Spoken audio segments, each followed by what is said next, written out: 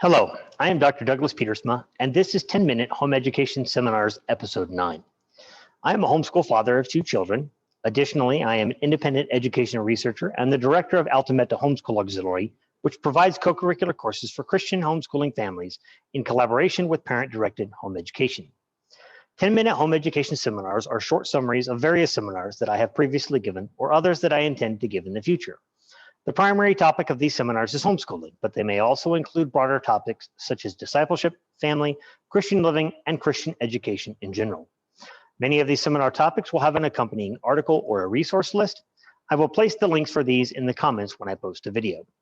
Today's seminar is about homeschool fathers. In the homeschooling world, where homeschooling mothers are the norm and homeschooling fathers are an enigma, it would do well for fathers to consider their role in light of Scripture.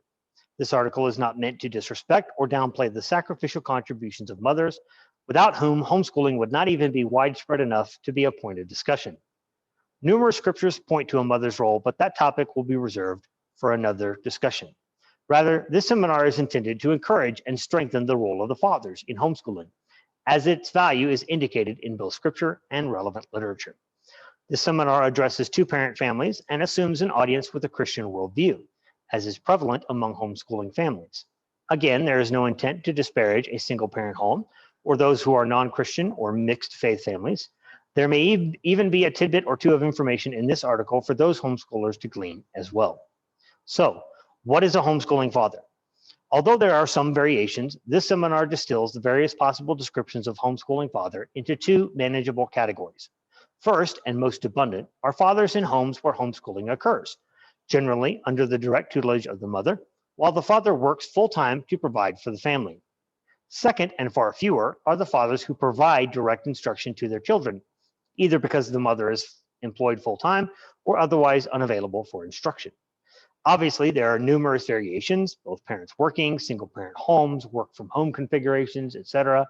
But to simplify this discussions, these 2 will be the only ones addressed, and neither is assumed to be superior to the other. Also, the practical applications at the end of this article are equally applicable to both and even other variations of homeschooling. In the interest of full disclosure, I started out as the first type of homeschooling father, working full-time while my wife taught the children. And now I am the second type, providing instruction directly. Historically, a father instructing his children is not such a strange concept. Going back to our colonial days, Milton Gaither explained, for the first 40 years of Plymouth Colony's existence, there was no school at all. In the 1670s, most learning occurred in the home as mothers and fathers passed down values, manners, literacy, and vocational skills to their offspring. Dr. William Cox reinforced this assertion when he said the main and central characteristic of colonial education was to equip students to believe in Jesus and to know the wisdom of God. Children were educated by their father and the mother. Unfortunately, the responsibility has subtly shifted from the father to mother over time. Scripturally, though, the buck stops with the father. In taking up any discussion from a Christian worldview, the first place we must go is to the scriptures. The fact of the matter is, biblically, the raising of children is a responsibility directed specifically to fathers. Ephesians 6:4 states, "And ye fathers, provoke not your children to wrath, but bring them up in the nurture and admonition of the Lord." Some translations say instruction and training or discipline. This does not mean the mother has no role, but that the ultimate responsibility lies with the father. As it pertains to education, other scripture passages, many of which are in Proverbs, clearly indicate an instructional role for the father in the upbringing of children. Deuteronomy 6 speaks of this instructional responsibility and that it should be day in and day out, sunrise to sunset, in and throughout all of life's daily activities. It is clear that God called parents, and particularly fathers, to function as primary faith trainers in their children's lives. Numerous authors concur that fathers should take the lead role in discipleship, as ultimately they will be held accountable to God for their action or inaction. All education is inherently religious, and therefore all education is discipleship in one religion or another. This may seem strange at first, but many parents have realized this, as indicated by the fact that one of the top 3 reasons for choosing homeschooling is religious reasons. However, the advent of near universal compulsory schooling has convinced 90% of Christian parents to abandon their responsibility of teaching academics, much in the same way that Sunday schools have paved the way for parents to abdicate the spiritual education of their children to the church. In reality, these two are the same. Dr. Anderson succinctly concludes that whoever is educating children is also discipling them.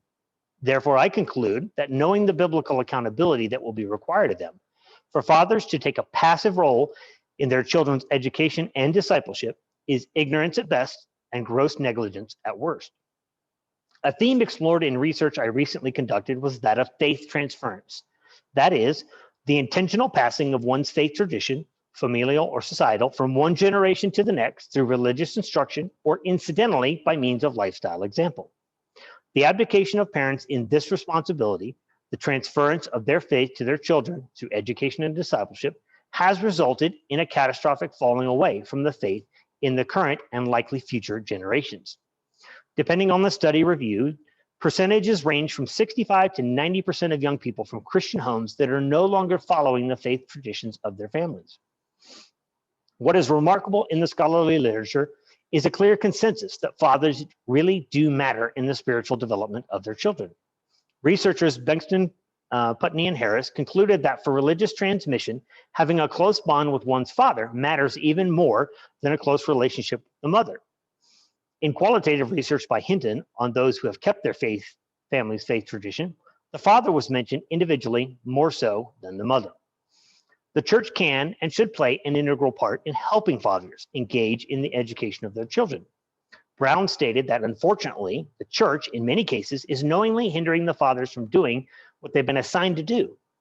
Churches are all too often supplanting the parents and work against the biblical prescription for education by replacing the father with professional ministry workers. Brown also concluded we have assigned the church to do a job that was never intended for the church. The job of raising spiritually grounded children has been assigned to fathers, not to churches. The following are a few practical suggestions for homeschooling fathers. Number one, teach your children the Bible. If you have not been discipled or are a new Christian, find a mentor and teach your children as you learn. Research shows that it is the religious practice of the fathers that most greatly determines the future attendance or absence from the church of the children. Your children should be your first and highest priority disciples.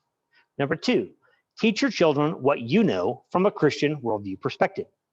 If you have a skill or a trait, make sure your children learn that skill from you and know how God can use it. Even if they do not follow your footsteps vocationally, you will never regret the time spent teaching your children, and they will not regret the things they learn from you. According to George Barna, teens spend an average of 23 hours per week with their father. Make those hours count. Three, if you have a business or occupation that allows you to involve your children at appropriate ages, do so.